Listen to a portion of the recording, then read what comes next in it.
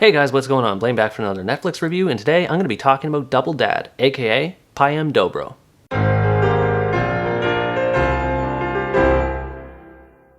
So the plot of Double Dad essentially focused on a young girl named Vicenza who lives with her mother in a hippie commune in the middle of nowhere in Brazil. She actually turns 18 right as soon as the movie starts, and everyone's in a big celebration over it. Everyone's all happy, they're all playing music, they all say hi whenever she's walking down the whole neighborhood, and you get the sense right off the bat that this is a really happy, fun, positive movie to watch. There's just all sorts of good vibes you experience as soon as you watch it. And I probably should have prefaced the review by saying this, but this is actually considered to be a family film, and you really get the sense of that as soon as this movie starts, that it's more positive and upbeat in that regard. Anyway, Vicenza is happy to celebrate her birthday, but she longs to search for a missing piece that she feels is incomplete in her life, and that is the fact that she has no idea who her original biological father is, and she's frustrated that her mother is saying nothing about that part of her life. For some reason, Vicenza's mother goes on a spiritual trip to India right as soon as the movie starts, like, alright, you turned 18, bye-bye, I'm off to India. I was like, oh, okay, I don't know why that happened so quickly. Anyway, Vicenza's mother kind of relies on the neighborhood to keep watch on her while she's off to India, and the neighborhood watch doesn't do a very good job because almost immediately after the mom leaves, Vicenza's off to go on her big journey to Rio de Janeiro after getting a clue from breaking a photo frame that shows a picture of what her potential dad could be, as well as the address that he possibly still lives at. Some people might take issue with how easily things happen and how events unfold for Vicenza as the story goes along, but it never really bothered me that much considering that it is a kids movie and liberties are taken all the time with kids movies just so they can move the story along and make it easier for kids' minds to process. I will say that I don't think that this story is completely meant for kids. There are a few mature topics that are covered later on, but overall I think it would be safe to watch if there are parents involved. Anyway, Vicenza goes off to Rio and she has a big culture shock when she arrives, but thankfully she has a support group to fall back on and help her as she's staying there trying to find her father. Once Vicenza arrives in Rio, it's not long before she encounters not one,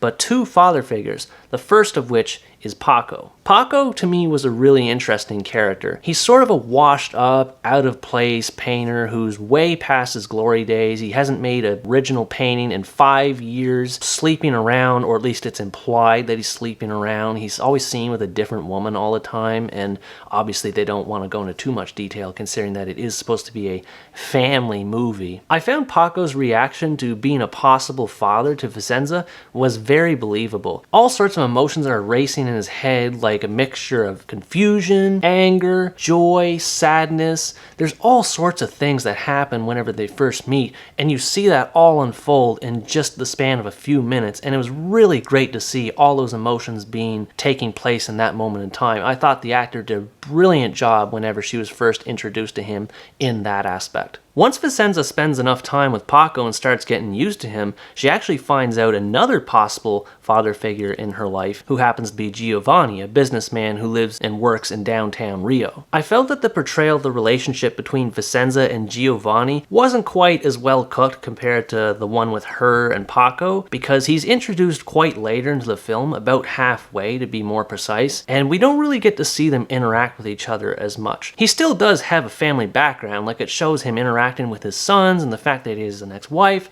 so he is developed enough, but I felt like they could have gone a bit more detail with him compared to what they did in the beginning, and they had all that time spent with Paco. The real meat of the story involves Vicenza juggling these two dads in her life while trying to keep them secret from each other. She doesn't want to know the other exists as far as being a father figure is concerned, which makes it more difficult because they both happen to be best friends with each other, or at least they were way back whenever they were friends with their mother, back when she was around before she moved to the hippie commune. So there's a lot of comedic stuff that happened as far as the juggling act between hanging with Paco and then with Giovanni. They might be going shopping on one trip with Paco, and then they might be going to a restaurant with Giovanni, and then they do the same thing but with different characters. She constantly gets text messages all the time, so she's trying to spend all this time as much as she can with her two dads, but she's worn out not only by spending so much time with them, but also trying to keep them secret from each other. And as you might expect, expect, there is a dramatic aspect to it too, whenever the two dads inevitably meet up with each other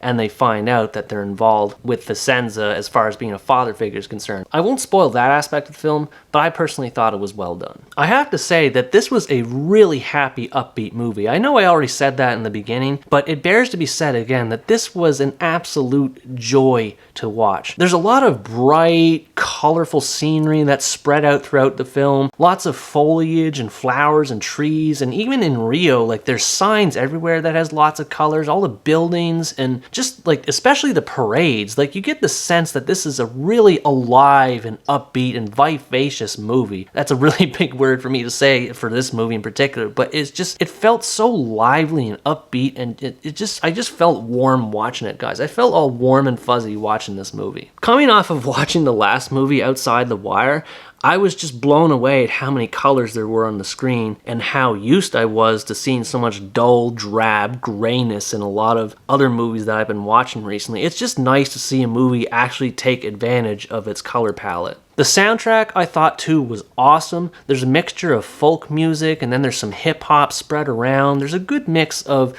I guess it's family-friendly music. I have no idea because I can't speak Portuguese at all. But it felt like all the music fit all the moments that were in the story. All the little beats, all the big moments that happened. The music was just constantly upbeat and positive throughout, and then it fit with the dramatic moments here and there where it counted. But most of the time, it was just really happy and awesome and just terrific. You get the sense while watching it that not only is this film proud of its story, as hackneyed as it might be in some places, but it's also proud of its culture. It shows all sorts of parades and Brazilian landmarks all around Rio de Janeiro. It's a very much Brazilian movie, and you get the sense of that whenever you're watching it. Personally, I only have two complaints as far as this film is concerned. Like I may have said in the beginning, the film gets a little bit into weird territory with having two dads involved in their potential daughter's life. I can't really say much about it without getting into like weird territory, but if you imagine the idea of having two dads and one mom living together with their one daughter,